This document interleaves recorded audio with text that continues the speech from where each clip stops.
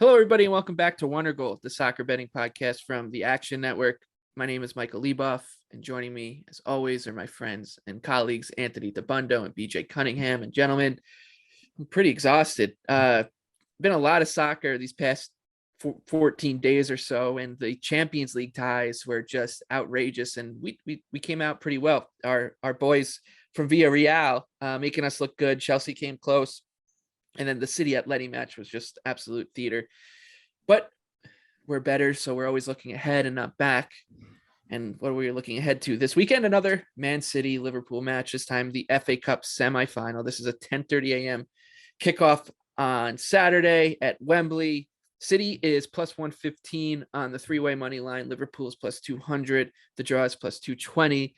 The two advance line is City sitting at odds on minus 165 with Liverpool at plus 120. Like, I really don't know what else there is to say about these two teams anymore. We kind of have an idea of how this should play out. City's going to be trying to beat the high line of Liverpool. Liverpool's going to be as clinical as possible and take their chances. So I guess you kind of just run it back. Like, I would say I'll probably lean towards City again, like I did last week, and we'll just all watch them draw 2-2 in an exciting fashion. Anthony, you were on Liverpool in their match over the weekend. Last weekend, will you be back on the Reds this coming weekend? Yeah, I certainly lean that way again. I mean, I don't have much difference between these two teams going into the match last week. I thought they were very comparable. I had City, like I said, a smidge better. I didn't really change much from that game. I thought it was definitely interesting in how it played out. It was not how I expected it to play out. I thought City were going to be much more conservative in possession, similar to how they were when they played the first time. They weren't. They were immediately looking to go long outlets to the wings, vertical, get in behind Alexander-Arnold, get in behind Robertson. And really, I mean, it worked. I mean, they were the better side early. I thought the first 20-ish minutes, they were clearly better. And they deserved the lead at halftime. And then I thought Liverpool made some adjustments. They pressed a lot more in the second half. It was noticeable. And that made it much harder for City to kind of make that work and make their passing go. They weren't as nearly successful breaking into the Liverpool box. But all in all, I mean, you look at all the numbers from total passes completed was relatively in favor of City, but a lot of their passes were, in the back half of the pitch. So, they're just not quite looking to get it forward as quickly as Liverpool was. But in terms of dangerous possession, it was very similar. City got in the box more, but they didn't do as much with it. So I don't change a ton from this. The only biggest question mark is what changes in terms of tactics and what changes in terms of momentum and in terms of kind of how these managers go about it. I think the most likely scenario, if you go back to what happened last year, because we had a similar experience with City and Chelsea, the less consequential of the matches was the more open one. It was the one that Pep rotated a little bit more for. I think we may see that because City needed the result last weekend. Of course, they'd want to win this match, but in the grand scheme of it, the league and the Champions League are more important for City and Liverpool than this match. And when you take away the pressure of not making the mistakes and the pressure of, maybe, you're not quite as drilled in, you tend to get more goals. So I would lean toward Liverpool. I would lean again toward the over. I have not bet anything in this game yet. We'll see if I end up getting there. Might see if we get more late City steam like we did last weekend. But I think, again, like these two teams are pretty comparable. What's cool about this situation is that the market's going to tell you where these two teams are, because what do we always talk about? Oh, who do you have favored on a neutral? This is a neutral. They're playing at Wembley. So the market's telling you that what we, I guess, assumed City slightly better here. But Liverpool, like Anthony, like you said, there's really not that much separating the two sides. I don't want to read too much into that kind of stuff with the squad rotation. I learned my lesson, I think, earlier in this year when I tried to game that out during the Champions League games. It meant nothing. And these two managers still just kind of surprised us with selections here and there. So it's a tough one to break down. I really wonder what the kind of build up, like, in the hype around this game is going to be, because they just played, quote unquote, like the game of the year. quote unquote the biggest Premier League match of all time last week, 3-4 days ago. And because this one is in the FA Cup, it's not generating that kind of buzz. So I wonder even like if this market's even going to move as much, because I feel like the action just won't be there as much. There won't be as much action on this one compared to what we saw on Sunday. BJ, anything new for you between Klopp, Guardiola, the Citizens, the Reds? I mean, I agree. Nothing has really changed from that match. I mean, it was went to script. I think how maybe we all thought it was going to go. I mean, what I found interesting is how few shots there were. Only 17 in the match, 29 shot creating actions between the two sides. Now, the chances that they created were high quality. There were 3.1 expected goals created in the match. But, City holding 55% possession is not quite that shocking. So City closed at around what? Even money plus 105 for that one. You take away home field advantage, which is worth about 25 cents in the Premier League, and you get City at plus 130, pretty much, or around that. So the odds makers haven't changed anything from what's happened last Sunday. So back then, I didn't really have any projected value on that, and I only have City at plus 124 here. So what's interesting, though, with Liverpool is they went with pretty much a B team for the match against Benfica today. I mean, they went with the back line of Gomez, Matip, Konate, and Tsimikas. So they basically got to rest Van Dijk, Alexander-Arnold, Robertson. We played Diaz, Firmino, and Jota up top. Salah obviously came on as a sub, and Sadio Mane did as well, but those guys will be rested. So Liverpool, I would say, would be the more rested team, getting to play at home, not having to travel like City did to Madrid and having to come back. So I would definitely lean Liverpool, even though I'm not there on the projection at 2-1. If any team takes this more seriously, I think Liverpool would, given their squad rotation. But then again, Liverpool's got Manchester United on Tuesday in the Premier League, which is uber important for them. So it's tough to call. For me, it's a pass. Maybe try to get it live. If Liverpool scores first, I might try to get it on City, because my guess is once Liverpool scores, City will just dominate possession and just hold the ball in their final third. And, Liverpool might be more threatening on the counter, but I do think that City overall is a better team on a neutral field. So definitely leaning towards Liverpool because of the squad rotation they were able to do in the Champions League. But other than that, this is a pass for me. Yeah, one more thing. I think you made a good point. Liverpool did their rotating. City really didn't. And I think City, what we may see from Pep is some rotated defenders. Wouldn't be shocked to see that. And I think that is where you tend to get. City is so dependent on this possession structure that when they do reserve some of their backups, that's when you tend to see them be more open. And we actually saw this last year. They had wrapped up the league by April. The last handful of matches, they played some reserve defenders. They took more chances in possession. The games were just more open. And I think Liverpool will be happy to play that way with them. And I think City, if they do that, will be more vulnerable defensively to what Liverpool wants to do. So I think that all plays into Liverpool. And even if we ran it back, like you said, I played Liverpool last weekend at plus a half. I guess I have to play Liverpool at plus a quarter. So I would definitely lean that way. I probably will end up playing the Reds.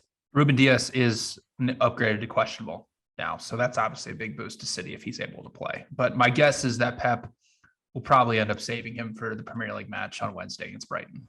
And most important player for City's defense, Kyle Walker. It was evident on Sunday. And I think that if you look at it, his ability to be a sweeper defender is the most important thing they have, especially against Liverpool, who are going to look to get in behind. So if he's out, I'm playing Liverpool. Hopefully Phil Foden recovers from that devastating ankle injury as well. And yeah, that's the thing. They played a very physical match today. Liverpool really didn't. I mean, it was back and forth. It was fun. It was open. It was entertaining, but they didn't really, get into the weeds like City and Atleti did, playing an extra 105 minutes with added time.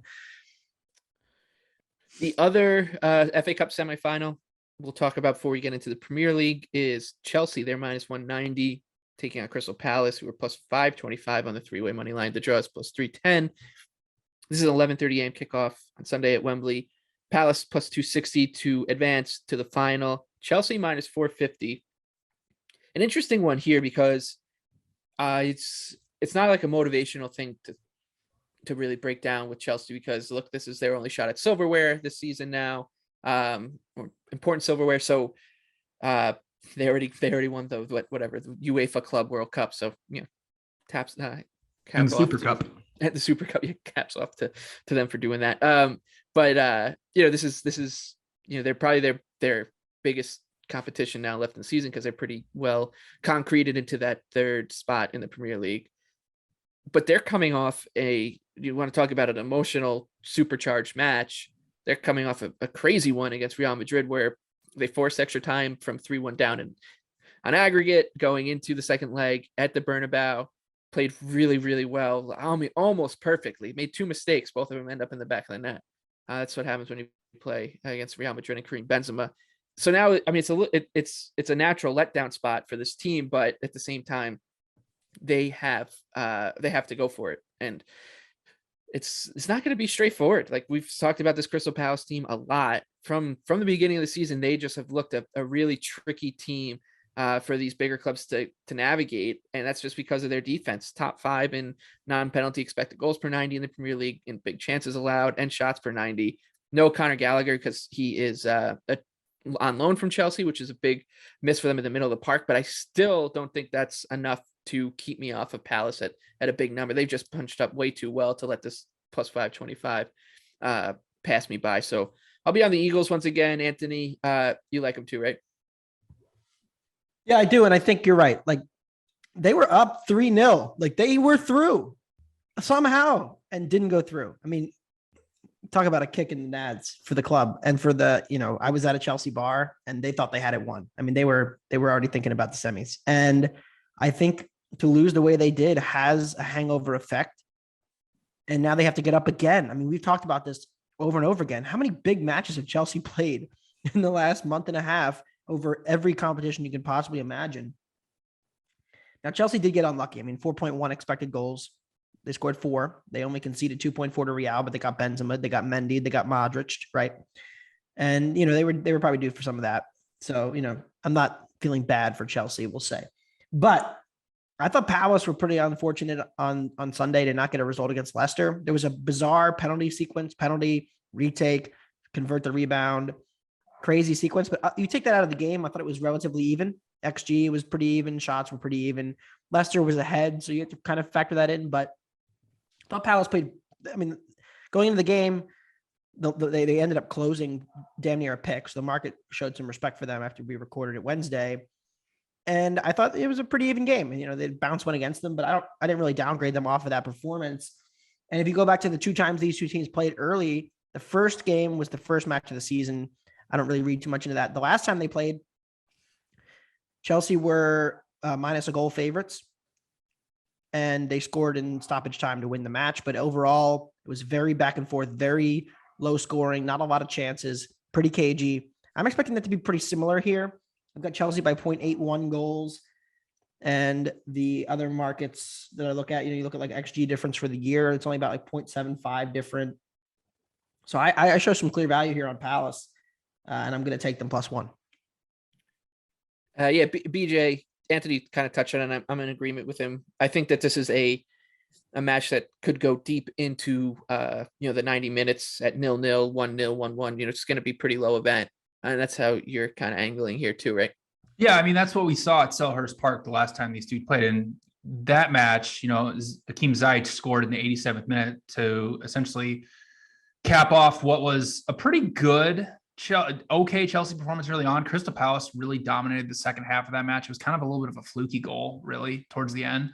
But so Anthony mentioned it, but these teams have met twice now. First match of the season, you can put whatever stock you want into it. Only 1.2 total expected goals were created. That match at Selhurst Park, only 1.7 total expected goals created. And you already mentioned it, Michael. These two teams are both top 5 in non-penalty expected goals allowed.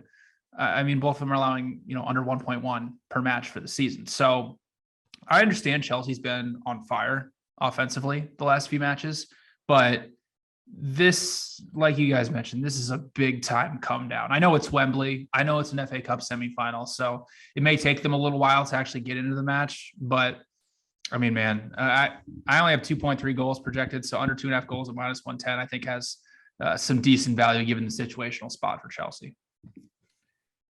Yeah, it'll be an interesting weekend in the FA Cup and an interesting weekend in the Premier League. That's where we'll shift to now. A 7:30 a.m. kickoff between Tottenham Hotspur, red hot Tottenham Hotspur, minus 185. BJ and I were saying it all season long. Anthony was saying we were crazy that this team was headed for a top 4 finish. And look at this. They're headed towards a top 4 finish. So pat on our backs here, BJ. Yep. They're minus 185, hosting Brighton 5-1 on the money line. The draw is plus 330. Brighton just beat Arsenal, and that line was remarkably similar to what we're looking at here. And I do think Tottenham's a little bit of a better team. So I wonder if we'll see Brighton drift a little bit. And that's where I'm looking. I like the Seagulls here. I mean, it's been bad for them. We won't sugarcoat it. They just snapped an 0-1-6 win draw loss stretch where they were outscored 13-1. And the XG was not pretty for them either. But we just know that this team is better than what that form showed. Like there's some times where you I'm not saying to throw the numbers out or whatever, but you just know they're going to end up bouncing back. That was rock bottom for them. And that's when you want to buy in on teams. Plus, we've said it all season long. Brighton are a team that punches up really well. We saw it over the weekend. They were lucky to beat Arsenal, but they did it. They hung around and they got the result over the line. And that's what you want out of an underdog. So Graham Potter and Brighton at numbers like this against any team are always worth a sniff. So that's where I'm going. Give me the Seagulls money line. We'll see where it goes, but I do expect it to widen a little bit considering just how good Tottenham's been lately. And plus they won the reverse fixture of this one 2-0 and doubled them up on XG about a month ago. Anthony, anything for you to say on your Spurs? I mean, yeah, it's been fun. We're good. I was saying this months ago. I think we need to check the tapes. I've been wrong plenty this year. I think you have a Villarreal ticket that might laugh in my face, but after what I said a few weeks ago, when I said, don't take them 90-1, now they're in the semis. But Tottenham is a team, I've been touting, and it's been fun to tout them as my favorite team, but man, were we lucky against Villa last weekend.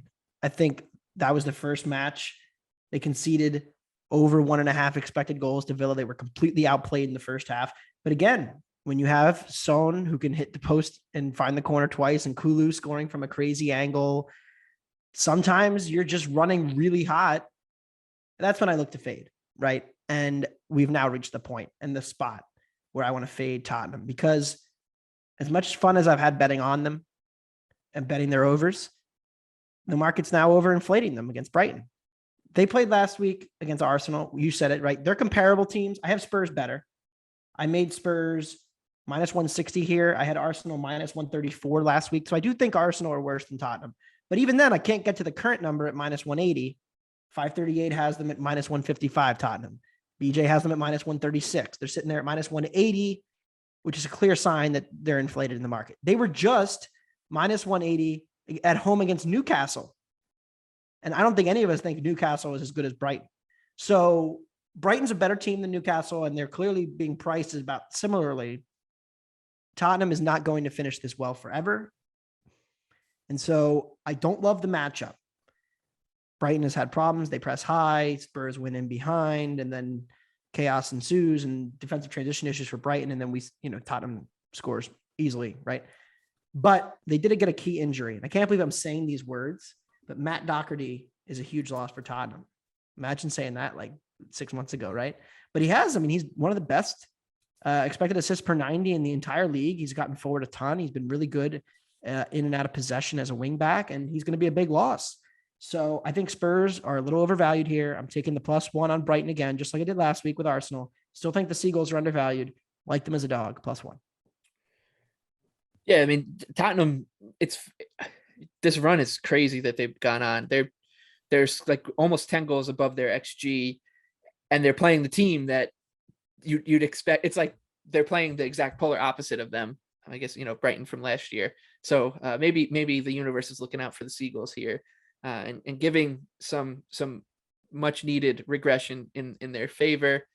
BJ, are you also on the Seagulls here? And what is a big one and a big spot for this race for the top 4? Yeah, I need Brighton to win so bad. I need them to double up on these North London teams. Not gonna happen. Yeah. So to put some numbers to that Tottenham overperformance, since they lost in the FA Cup to Middlesbrough, 21 goals off of 13.2 expected. I mean, Anthony already mentioned this past weekend, 4 goals against Villa off of 1 expected. Like, are you kidding me? Seriously? Like, that's how you're going to get to the top 4? Whatever. Damn right. We were due for that. We were the biggest underperformers in the league early in the year. I kept watching us miss chance after chance after chance, and I said this is gonna come back. I mean, it regressed to the opposite extreme. Now we're like back to where we should be. But I mean, Tottenham 56 from 52, I think they're at for the year. It's about right. I would expect. Sure, whatever. Brighton last 10 matches, 5 goals scored off of 9.1 expected. So this is a pendulum swinging type of match. So I agree with Anthony. I do like Brighton +1. I'm close. I need even money or better. Like, I'm at around 2% of value. I need even money to get to about 3. What's the key for this one to me is Tottenham. They are not a great pressing team. The 17th in pressure success rate, dead last in high turnovers. Brighton is 4th in offensive pass per defensive action. And in their last meeting, I mean, against Tottenham, Tottenham's pass per defensive action was over 17 against Brighton. So if Brighton's able to play through pressure that easily and they don't commit a few mistakes and capitalize on a few of those swinging crosses going into the box, we could have a different story. But yes, Tottenham's they're overvalued in the market, very similarly to how Arsenal was during their run, their hot run. They were just overvalued pretty much every single week. So Tottenham has kind of reached that same type of realm. We'll see where the market goes in them going forward. But yes, definitely leaning towards Brighton. And I really hope that people buy into Tottenham, but I'm afraid they're not going to. All right, we'll move on to Watford, a big one for them too, +190, hosting Brentford. The Bees are +160 on the 3-way money line. The draw here is +229. Home losses in a row for Watford. Roy Hodgson has yet to win a match in front of the crowd at Vicarage Road. And it's like it's tough here because we were just talking about how we need to sell high on Spurs after a crazy run. And logic would dictate you want to do the same for Brentford here, and you want to buy low on a Watford team, but it's really hard to get there. And then I think the number's still pretty good on Brentford, +160 on the road. And I just don't know if we've seen the kind of top of this mountain that Brentford's ascending. They're 4-0-1, 12 goals for, 4 goals against on 10 expected goals and 4 expected goals against. So it's not like they're overperforming during the stretch. And they're playing a team that is just struggling to do anything well. Defensively, they were pretty good under Hodgson in the kind of first 6 or 7 matches, but those numbers have started to decline a little bit.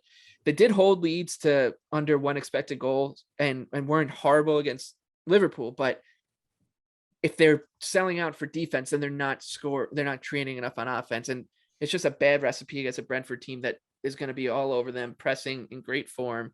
I don't think Watford has the ball movers to put the ball on the carpet and beat this Brentford press. So I think it's a square spot, but a good spot for the Bees. Give me the Bees. Buzz +160 on Brentford for me. BJ, what do you got? Yeah, so I definitely lead towards Brentford. I hate to say that I need a better number because I know I'm not going to get it. I'm about right at -120 on the draw no bet line for Brentford. Listen, they're in incredible form. You already mentioned it. 9 expected goals in their last 4 matches, and this is a really, really good match for them because Watford is the worst team in the Premier League at playing through pressure. They're dead last in offensive passes per defensive action and pressure success rate allowed. Brentford 7th in passes per defensive action, 6th in high turnovers. And if we go back to when these two teams met in December at the Brentford Community Stadium, Brentford's pressure completely overwhelmed Watford. And then really the entire second half was spent inside Watford's final third. Brentford just pinned them in for the final 45 minutes and got the result that they deserved. In that match, Brentford had a 49% pressure success rate, and their passes per defensive action was 4.1.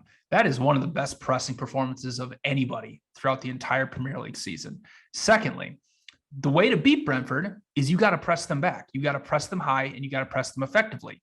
Watford is not that team. They're now under Roy Hodgson. They're playing a 4-4-2. They're sitting back. They're 19th in pass per defensive action. So not a great matchup for them. And really the last time they met, that it was just such a dominant Brentford performance. But here's where it gives me pause, not only just from a projection standpoint, but Watford has been incredibly unlucky under Roy Hodgson. In his 11 matches in charge, minus 14 actual goal differential, only a minus 3.98 expected goal differential. Even this past weekend, they lost 3-0 to Leeds, but the expected goals battle was pretty much even. So, it's very difficult for me. I really want to play Brentford. I agree with you, Michael, that from a matchup standpoint, this is about as good as it gets for Brentford. But from a projection standpoint, I really want to take it, and I'm hoping if you want to grab Brentford, just grab it now, because I don't see a scenario where Watford's going to get steamed in the market. You could make the argument that Brentford is safe and doesn't have anything to play for, but they're in incredible form, and they're not the type of club like we'll talk about in a minute with Southampton, who looks like they want to be on a beach. They look like they want to keep this good form going, while Watford is, they're going to get relegated. They're in desperation mode. So you're kind of seeing that in the market, because, from the naked eye, when you look at this, like when I first looked at it, I was like, wow, that seems pretty low on Brentford. So definitely leaning towards the Bees, but the Watford potential positive regression to Roy Hodgson is giving me some pause. Yeah. I wonder, we're going to talk about motivation a lot over the next few weeks. It is a thing. I think it's something to consider, especially with these teams. You're going to see like Aston Villa, Southampton. I guess you can make an argument for Brighton, these teams that are comfortable, but with Brentford, a top half finish is a huge deal for this club in its first Premier League season. So they're only 4 points back of that. I know they played more than anybody, but I think that's what they'll be gunning for. Excuse me, they're only 1 point back, but 4 points out of 9. So, like BJ, like you said, there's nothing about how I'll be looking at Brentford for the foreseeable future that is going to make me think, maybe they might not be up with it. Their mind might be on the beach, as they say. So, they've been on the beach for 3 weeks now, and they've looked great. So, yeah, B's for me. B's for BJ. If it can get a bigger number, Anthony, I think it's a similar story for you, right? Yeah, I kind of lean Watford, sort of. I think there's a good sell spot. Watford's desperate. They're at home. There are going to be better spots. Brentford isn't very much in an exhale spot. They just had a win against West Ham, a win against Chelsea. They got out of the zone here, and their defense has run pretty well in the last 6 or 7 matches, but the number's just not there for me, so I'm going to pass here. All right, let's move on to this one's gonna be funny. Manchester United, they're minus 425, hosting Norwich City on a 1-game winning streak. The Canaries are. They're 12-1 on the money line. The draw here is plus 550. I don't care if it's Norwich City. I don't care if it's Coventry City. I don't care if it's Cambridge United. How on earth are you going to lay minus 425 on Manchester United right now? I just don't understand how you can do it. You want to talk about on a beach? I have no idea where United is right now. Like, we know Eric Ten Hag has verbally agreed to his deal. I know I think a lot of these players know that they're not going to be back next season under Ten Hag. What are they playing for at this point? Like, you could tell me right now that a bet on Norwich City at 12-1 is actually a decent shot, and it's not crazy. This is the worst Premier League team we've seen this season by far, but United just is not at the races at all. So there's no way on earth I can be talked into a United bet here. And look, if you want to look at silver linings, Norwich City back-to-back clean sheets. One of them is a win, although they allowed 3.7 expected goals in those 2 matches. So yeah, it's Norwich or nothing for me, and I think I'll probably be there just for the laughs. BJ, anything for you? Yeah. So what's interesting about this matchup is if you go back, these two teams played earlier. It was United barely won 1-0, and they had a penalty in there. So it really wasn't this dominant type performance that we've seen against a lot of the other bigger sides that have took on Norwich.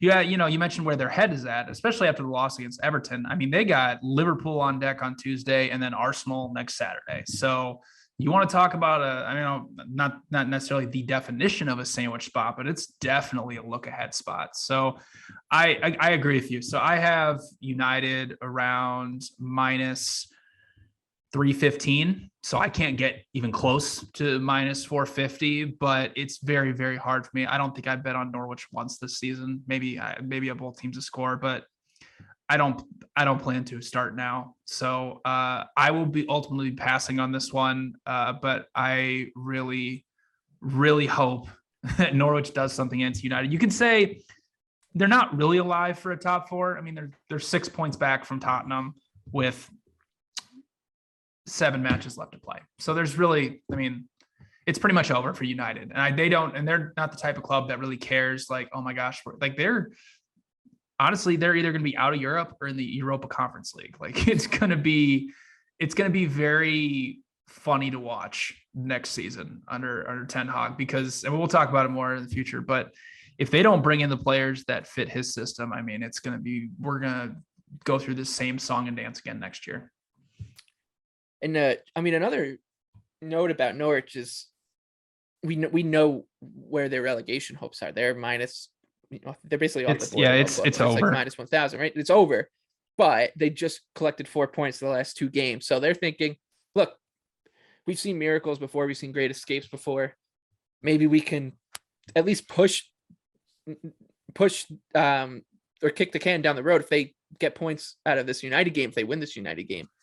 That makes their next game worth playing and worth being invested in again, right? So that's what they're playing for here. So it's not like this is a team that a lame duck zombie team. It's just really not out of the question that they do this, even at Old Trafford. And by the time the final whistle blows on Saturday morning, we see just someone in hockey a lot of times with Canadian markets. When fans are fed up, they throw jerseys on the ice. They say, I'm done. And if we see some United jerseys on the pitch, Anthony, real quick on United and Norwich. Yeah, I don't have a ton here. I kind of lean toward Norwich as well. If it got to 2 at a better number, I would play it, but it's never going to get there. I don't think. I don't hate like the first goal scorer you bet that you like to do. Norwich is like plus 350 to score first. If Timo Pukki 7-1. If United's flat, I couldn't do that because I know if I did the Timu, it would be somebody else would score first and I would just be kicking myself. But yeah, I don't hate that idea. Like if you wanted to get at the derivative market here, I think it's a good game to do it because you're attacking United's motivation, which isn't really priced in the market. So I think you could maybe look there like a first goal or first half money line, or if you want to get crazy, full game money line. I don't hate any of those plays just because I think there's an all downside on United. There's no upside. Three guys I'll give you for first goal scorer. And they're Josh Sargent.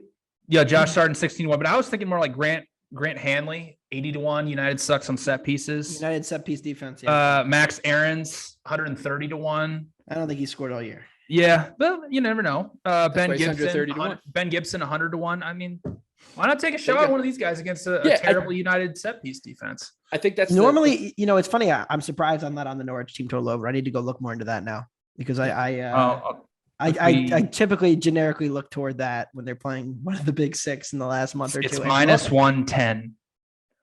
Over half is minus 110.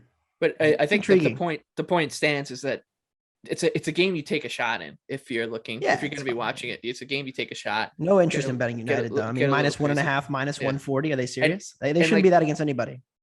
Exactly. And we might see them rotate too because they have a big match coming in the midweek. So I think they'll be up for Liverpool. By the way, exactly. I think I'm going to be betting them on Tuesday. That's the funny thing. Like that's the great thing about betting, right? Here we are talking about no way I'm betting Man United against the worst team in the Premier League. Hell yeah, I'll bet them against the second best team in the Premier League. What a hobby we have. All right, let's move on to Southampton. They are 3-1 at home, hosting BJ's Arsenal. Odds on minus 105 on the road. The draw is plus 265. The Saints, they're probably on the beach.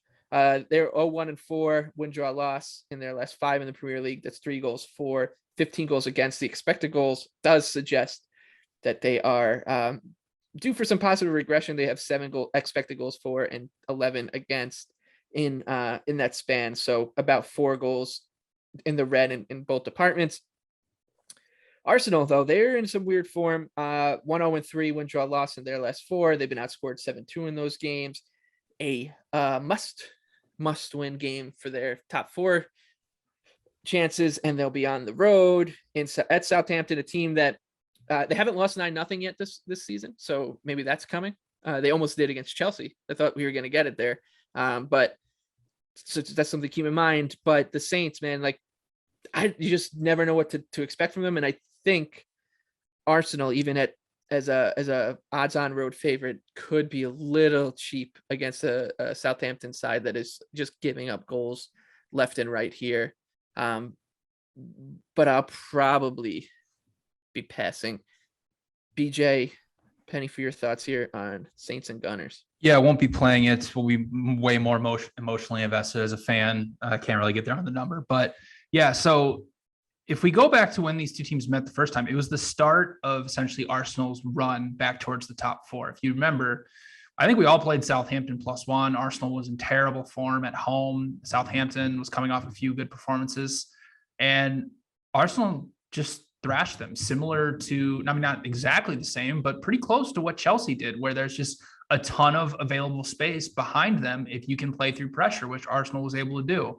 And now Arsenal's up to being one of the best teams in the Premier League at playing through pressure. So this one could get out of hand. I really, as a fan, I hope that Southampton is on the beach. They better be a little careful, though. They're at 36 points, which typically what they say in the Premier League is if you're at 40 points, you're safe.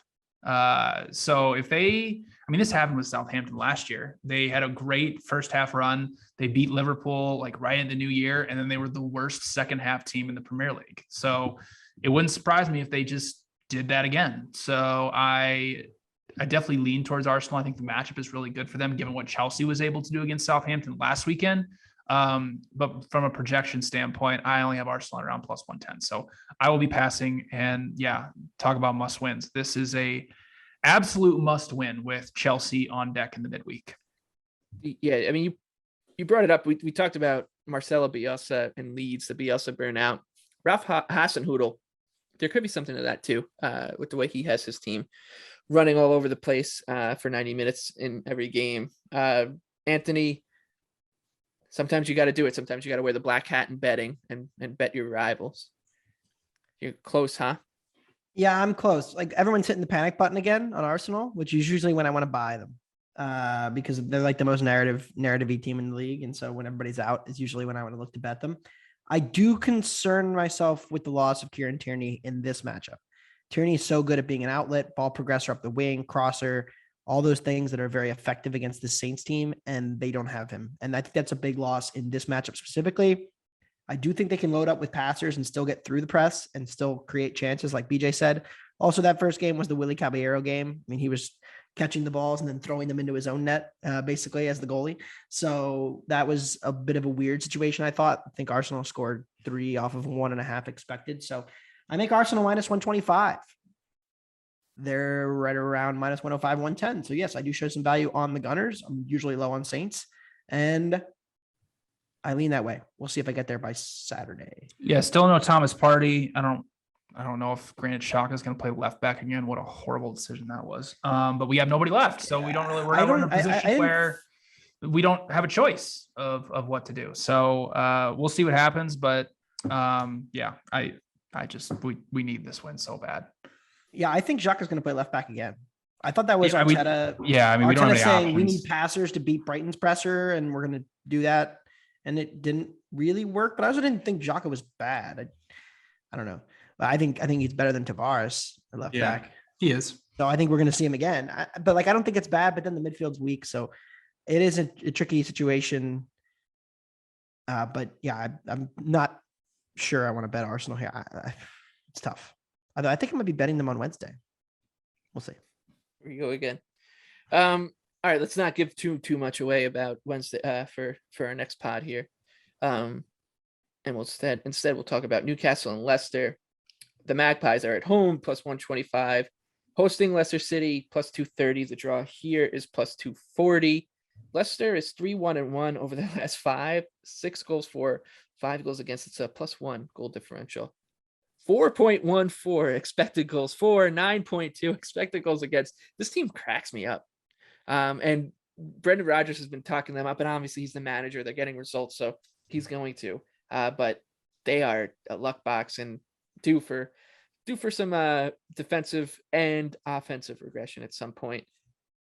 They did just double up our boys from Crystal Palace they got doubled up by our boys from Crystal Palace and XG in their last win, and have lost the expected goal battle in 3 straight victories. It's just a weird team, and they're having a strange season, and because they've basically been in the middle of the pack all season long, nobody's really been paying attention to them except for people who bet. So a team that I'm just not going to get involved with, and I don't really see much value on Newcastle either, as they are safe and kind of have their own issues to sort through. So I'll be passing on Newcastle and Leicester. Anthony,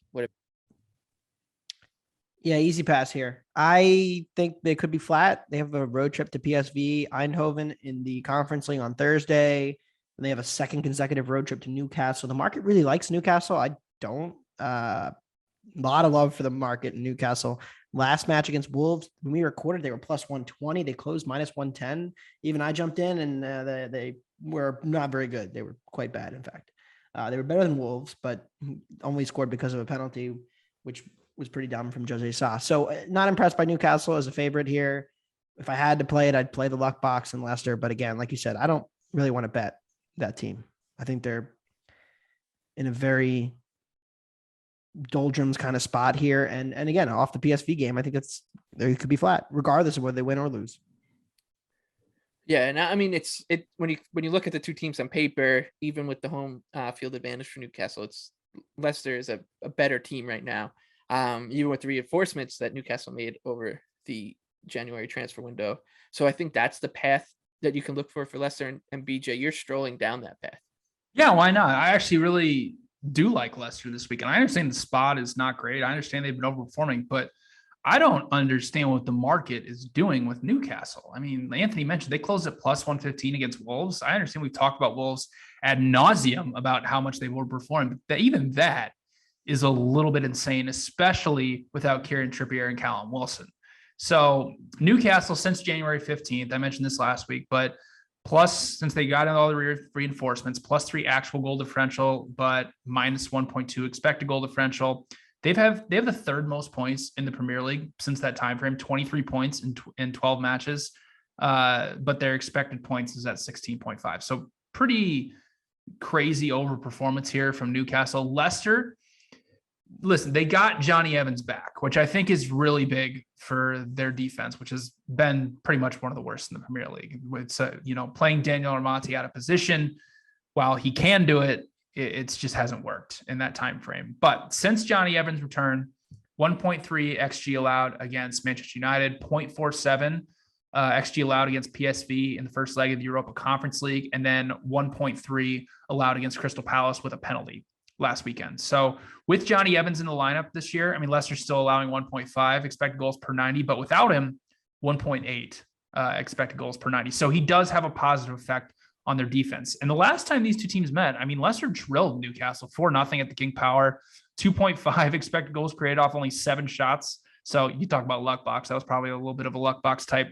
performance. But from a projection standpoint, I mean, I have this match projected pretty close to a pick 'em. I'm at Newcastle plus 163. If you look at 538, they only have Newcastle at 39%. Info Goal has Newcastle at around 40%. So plus 125 sitting at 45%. Like that's a little too high on Newcastle. So I'm actually going to take Leicester. Draw no bet at plus 140. You could question motivation with Leicester, but you could also question motivation with Newcastle being pretty safe right now. So give me the Foxes to potentially get a win here at St. James Park.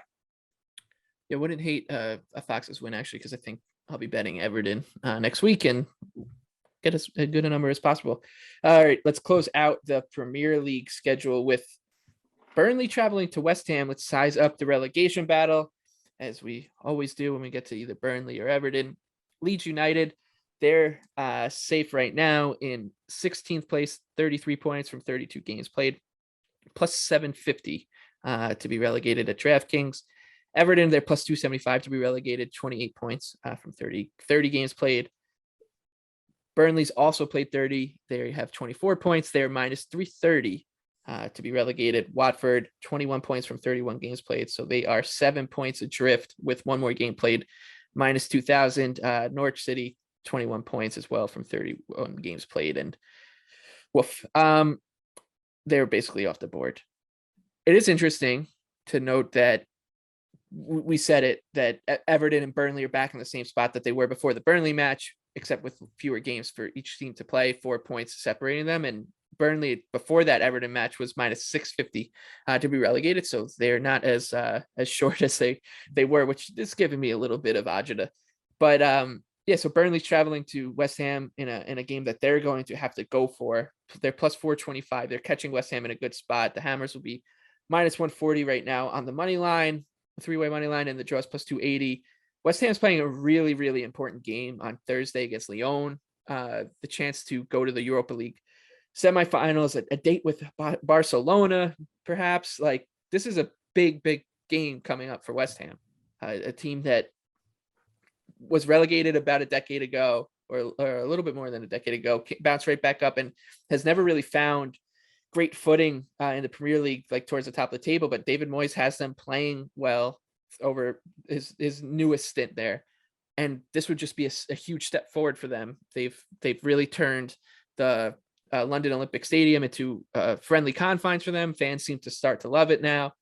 So this could be a huge letdown spot for West Ham, which gives me a little bit of trepidation, both as an Everton fan and someone, and if I was to be interested in West Ham.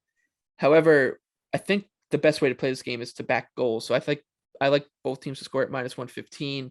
We know Burnley's defense has been struggling all season long, and West Ham 9.2 expected goals allowed in their last 6 matches. They've alternated wins and losses over those 6 matches as well. So they're just really inconsistent. So a team that like in that Everton match, I don't mind backing them to concede and perhaps concede more than one. Anthony, you think Burnley can make a real go of it here? Yeah, I'm on Burnley plus a half, plus 120. West Ham and the result against Lyon is important either way. We don't know that as of recording, but I think either it's a letdown or they're flat, or it's very hard after going to France for their biggest match of the season to then get up for a Burnley match in the league in a sleepy Sunday spot. They only had 5 shots against Brentford. That's like bad, really bad. Probably the fewest anybody's had against Brentford all year. And their attack is regressing hard, and they've now lost Kurt Zouma, their best defender. It's a huge loss to a pretty thin defense as is. And you look across the board at some of the numbers for this team, right? Defensively, they've only conceded the 9th most non-penalty expected goals in the league, but box entries 16th, crosses completed allowed 17th, big scoring chances allowed 12th, pressures per 90 18th. They allow the 15th most progressive passes and dribbles. So this is not a good defense until they get to their own penalty area where they're very good at preventing shots. Well, that I think comes down to the individual quality of your center backs, where Zuma's pretty good, but now he's out. And I think they're thin there. They're going to have problems. Give me Burnley plus a half, plus 120.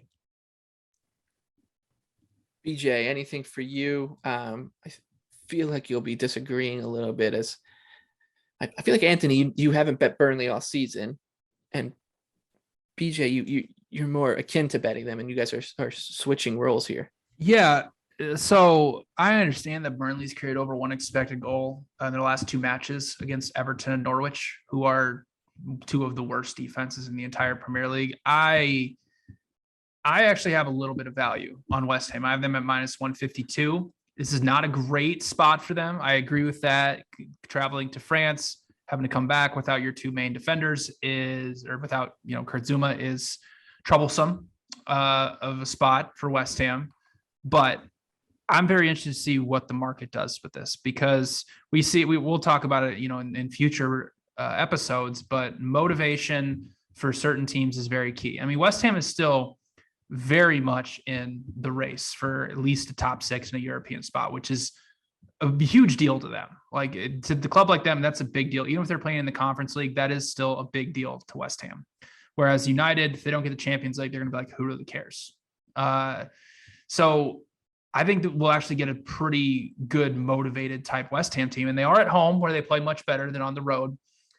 I just really don't buy this Burnley team. I mean, stylistically and tactically, Sean Dyche cannot set his team up defensively anymore. He has to go forward. He has no choice left. He has to go for wins now. He can't just sit back and get points. He has to go for the win. So with Burnley having to play more open, like we've seen throughout most of the season, they've been terrible when they've had to be open. I mean, the middle of the pitch in a lot of their matches, if you watch, is just wide open for teams to penetrate. And West Ham, they lost Jared Bowen for a little while. They are completely healthy up front. I know they haven't been creating the chances that we've seen from the beginning of the season, but what better time to get back on track against a Burnley team that's going to be wide open. So the spot isn't great, but I'm very interested to see what the market is. I do need -125 or better to bet West Ham. We might get there, given the spot and the motivation, we might see some steam on Burnley.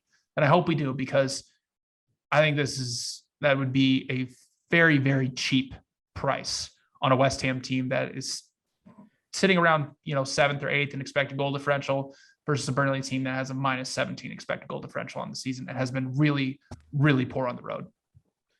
All right, that will wrap up the Premier League for the week. We will be talking a lot more about the Premier League on Sunday night as we look to some big midweek games.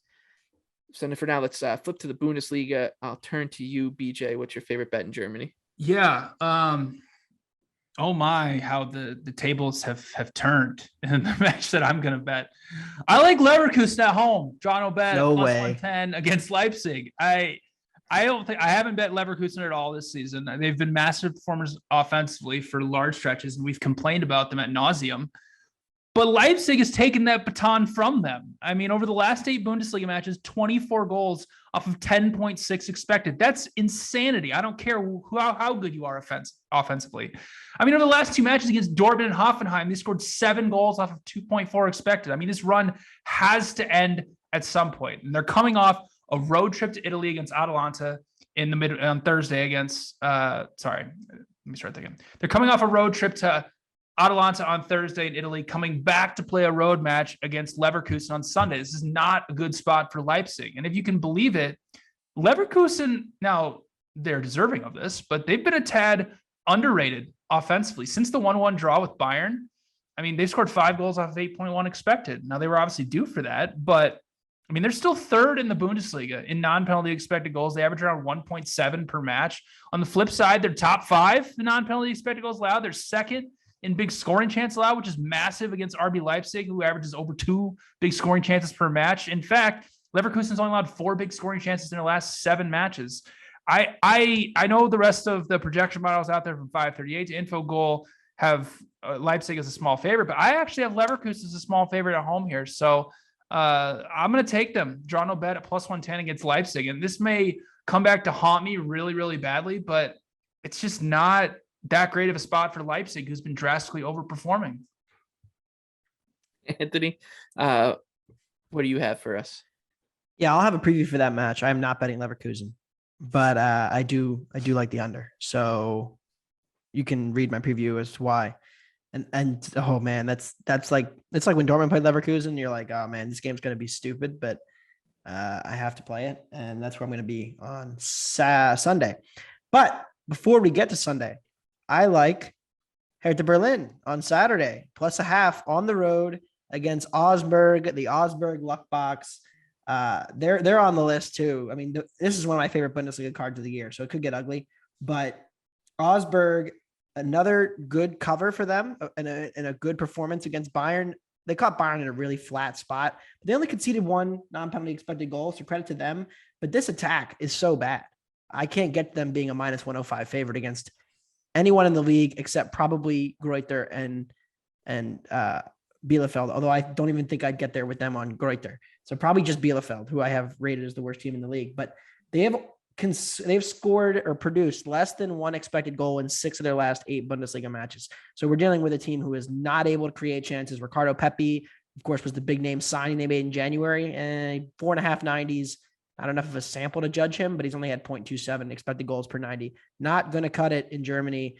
Not good for him either. And not good for his chances to be the 9 in the fall. But with that being said, with this match, Hertha, they got embarrassed by their local rivals, Union, over the weekend. Good call by BJ there. But I think I'm going to buy low on them here. They've now lost 4 out of 5. The only win they did have was against Hoffenheim, another overvalued team. And I think this is a similar spot for them to get at least a point on the road against a team who cannot create enough chances to be the favorite that they are. Yeah, I don't really have one in the Bundesliga this week, but I do think that it's interesting. Yeah, I'll probably be betting. I'm going to be on Mines. I'm going to be on betting Mines. and I'll probably take a I shot might already be on Mines. And Union Berlin again is another fantastic spot. Getting Frankfurt traveling to Spain. Mine has Stuttgart home. Yeah, I don't have that one, but I mean, Mine's what a collapse last week. Yeah, that was beautiful. That's what we're looking for. But I mean, you just said it. Bielefeld is the worst team in the Bundesliga. They're playing Bayern after that match against Villarreal. I'll say this. I know Bayern could score 1,000. Yeah. Bielefeld plays in a low block. Like, they can't defend, but like they do play in a way that Bayern just struggled to score against. And they only scored one the first time they played them. And they were flat. They lost to Bochum. Like, it's not out of the question. So just, you might see that one come through as we get closer to the weekend. All right, let's move to Spain. Cannot bet Bielefeld. I mean, I could see it. Like, Bayern's I might be on like Bayern team total over 4.5. They're not playing for anything. Yeah, which could go 2 ways, right? Do they just say we're going to throttle this right. terrible team? But it's either just what the doctor ordered for Bayern, or it's just what the doctor ordered for Bielefeld. Yeah, there's 2 teams that play kind of like a low blocky style generally, and it's Union and it's Bielefeld, right? And those are the kind of teams that just gave Bayern some trouble the last Champions League run. So we'll see. I'm probably not betting it though. Anyways, let's move to Spain. I'll go first here. I like Sevilla, similarly to what I was just saying. They're taking on Real Madrid at 3 p.m. on Sunday. Real Madrid is definitely in a letdown spot here, coming off of that emotional victory over Chelsea across the 2 legs. I think we could see a pretty shuffled starting 11 from Real Madrid too, considering what they just went through. And that should set up well for Sevilla, who are 4th in non-penalty expected goals allowed per 93rd in big chances allowed in La Liga. And they should be able to handle this Real Madrid attack, which I don't think will have Karim Benzema leading the charge. So I'll take Sevilla 2-1. BJ, anything for you in La Liga? Oh, absolutely. I have the most boring match of the entire weekend, Alaves versus Rayo Vallecano. I mean, this line is a little bit crazy to me. Alaves, they're dead last. They're the worst team in La Liga, and they're staring relegation in the face. And they're slightly home favorites against Rayo Vallecano. I mean, the reason that they are is because Vallecano hasn't won a match since December 18th of 2021. And can you guess who that team they beat on that day was? Alaves. They beat them 2-0. So that's how bad it's been for their run. Since then, they haven't won. They've picked up 4 points in 12 matches and have a minus 13 goal differential, but their expected goal differential is only minus 5.5. Expected points is 12.8. So it's really not even close to as bad as it's been. Since that loss as well, Alaves allowing around 1.9 expected goals per match. They've allowed 27 big scoring chances in their last 14 matches, and things just have gone really, really bad as of late. 9.2 expected goals allowed in their last 4 matches. Offensively, Alaves they've been bad all season, but since that loss in December, they've created over 1 expected goal 4 times in their last 14 matches. They're only averaging around 0.8 non-penalty expected goals per match for the season. And the main reason Vallecano in that match, they dominated them. They won 2-0, won on XG around 1.6 or 1.9 to 0.6. But Vallecano just smothered them with their press. I mean, 47.9% pressure success rate, and their passes per defensive action was 2.6. I mean, that's basically one of the best pressing performances in La Liga this year. I mean, overall for the season, it's not surprising because Vallecano is 4th in passes per defensive action. Alaves is bottom 3 at playing through pressure. So I'm expecting another successful pressing performance from Vallecano. I have them projected as a plus 131 road favorite. You could question motivation. I mean, they're pretty stable there in the middle of the table, while Alaves, they're in desperation mode. But I mean, this is a horrible matchup for Alaves at home. So Rayo Vallecano, draw no bet, even money. I think that's fantastic value. All right, now down to Italy, Serie A. Anthony, what's your favorite bet there? So I'm going to split my bet, two separate bets, same game. I'm going to take Genoa team total. I'm going to have to re-record this with the dog going crazy. 1 second.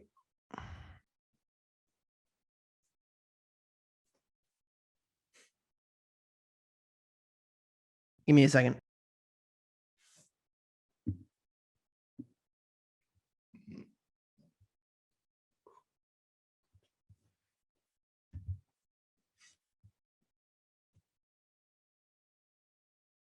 We get the deer in the backyard and he can run out, but sometimes he just prefers to just bark at them instead of run after them.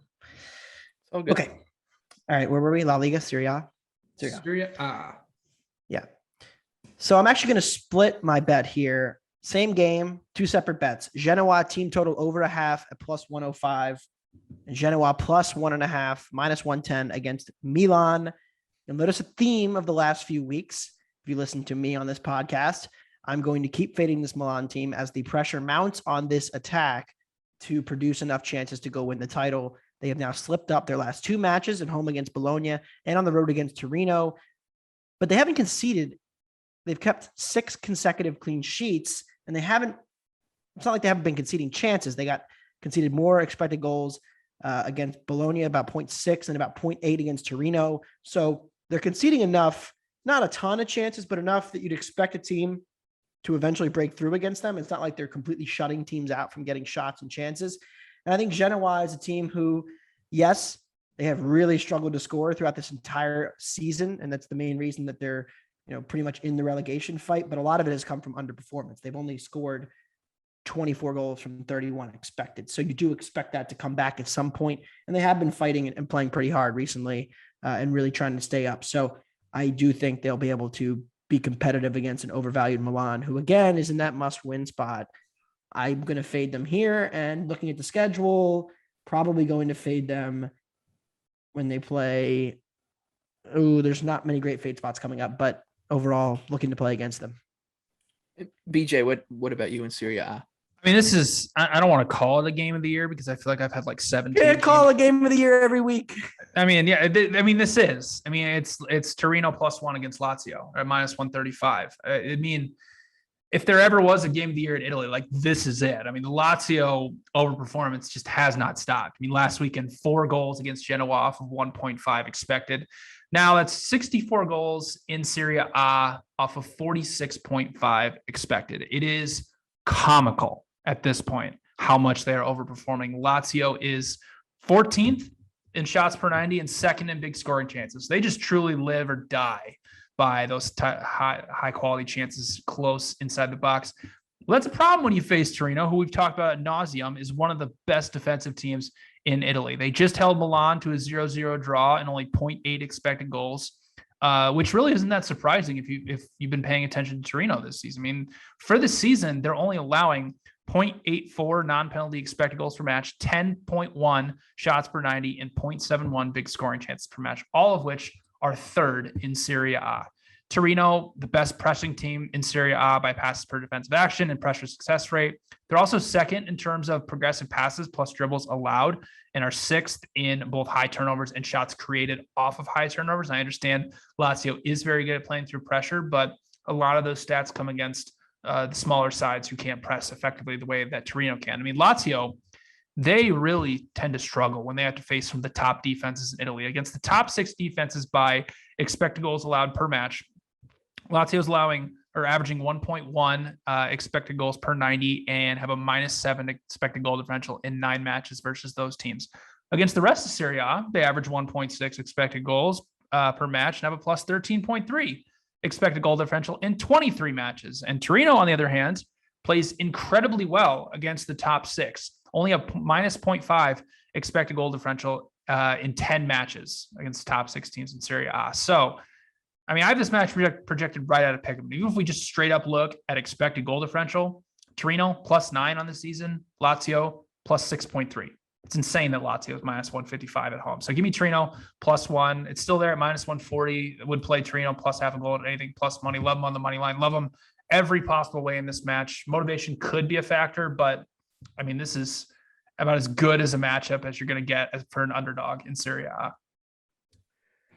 Real quick, we'll go to France League. Oh, Anthony, you got something for us in France this week too. Allez l'homme. Marseille +1.5 against PSG. I had this spot circled weeks ago. I know BJ will call them a luck box, and they have run a bit well. But again, have you seen some of the goals Dimitri Payet scored this season? Those are the things he does. But anyway, this defense is actually underrated. Actually, they're number 1 in preventing progressive passes, and number 1 in box entries allowed, and number 2 in crosses allowed into the box, number 1 in shots allowed. Like, this defense is legit. I know their attack has overperformed, but their defense is good enough to kind of slow down PSG, who did just go berserk. Messi had 3 assists, Neymar had 3 goals, and Mbappe had 3 goals against Clermont Foot last weekend. Poor Clermont Foot, but this is a big step up, and I do think Marseille's undervalued here. I only think they should be about a goal underdogs. I'm getting a goal and a half, so I'm going to take Marseille, France's second biggest city, against PSG in Paris, and allez l'homme. BJ, a team near and dear to your heart. Yeah. Lyon and Bordeaux, both teams to score at -115, I think has some good value. I mean, it's desperation time for both these clubs for different reasons. I mean, Lyon, they're within 5 points of a Europa League spot. Bordeaux is 2 points from safety to get out of the relegation zone. 2 of the highest event teams in Ligue 1. Lyon's matches average a little over 3 expected goals per match, while Bordeaux is around 2.95. It's also worth noting that Bordeaux has only kept 1 clean sheet this season. And funny enough, it was against Lille, and Bordeaux played with 10 men for about 60 minutes of the match, which is just perfectly the way to end their non-clean sheet streak. Lyon offensively, really, really good. Around 1.72 XG per 90. They're top 5 in pretty much every single offensive metrics. They've been on fire in the second half of the season. Since December 12th, they have not been held under 1 expected goal, and they get to face the worst defense in France. Bordeaux allowing around 1.9 XG per 90, allowed 45 big scoring chances in 31 matches. On the flip side, though, Bordeaux's offense, it actually isn't that bad. I mean, they're around 1.1 expected goals per 90 minutes. But they are 9th in shots per 90, 11th in big scoring chances. So that's pretty good for the 19th place team. Additionally, the last time these two teams met, it was just pure chaos. It was a 2-2 draw, 4.7 expected goals were created, 7 big scoring chances, 5 of which I might mention were created by Bordeaux. So I got the both teams to score line projected at -136. So I like the value at -115. All right. With that, we will move on to our favorite underdogs for the week. BJ, let's go right back to you. Stade de Bressois +230 against Saint-Etienne, who is somehow +125 at home. I think this is what you would call a motivation line, because Saint-Etienne is trying to get out of the relegation playoff spot, while Stade de Bressois is pretty comfortable in the mid-table. But this line is just crazy. I mean, Saint-Etienne -17 expected goal differential on the season, while Brest is at -9.4. I mean, Saint-Etienne, they just got demolished by Lorient on Friday. I mean, they were up 2-0 and conceded 6 goals from that point on. They're one of the worst defenses in Ligue 1, around 1.6 XG per 90, allowed around a little over 40 big scoring chances. Last time these two teams met, I mean, Brest pretty dominant 1-0 performances, 1.7 to 0.7 XG. So this is what you'd call a little bit of a overinflated motivation line for one of the worst teams in France. So give me Brest +230. I am going with Brighton in a sell high spot on Tottenham Hotspur. We'll get to Tottenham in a second, but this Brighton team, they are really struggling lately, but we know that their manager and their team are better than the 0-1-6 win draw loss run that they were on before defeating Arsenal at a similar line, 5-1 last weekend. Meanwhile, Spurs coming off a really, really good stretch here in the Premier League, 6-0-1 win, draw, loss, 25 goals for, 5 goals against on 16.5 expected goals. They're almost running 10 goals hot and 6.83 expected goals against. So a little hot defensively. So I'm happy to sell high on Spurs against a team that we know punches up really well as an underdog. So I'm going to be backing the Seagulls, Brighton, Hove Albion, 5-1 on the money line. Anthony, what do you have?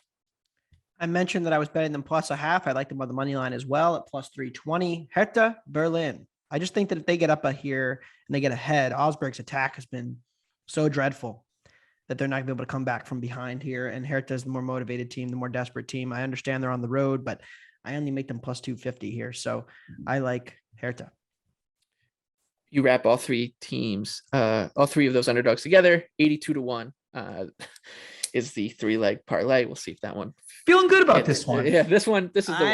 I don't anymore. I lost all. I just feel I just want one of these underdogs to hit, and I'll let the listeners try to figure out which one that is. All right, let's move on to our favorite bets. Not Stade de Bressois. No, it's definitely not Stade de Bressois.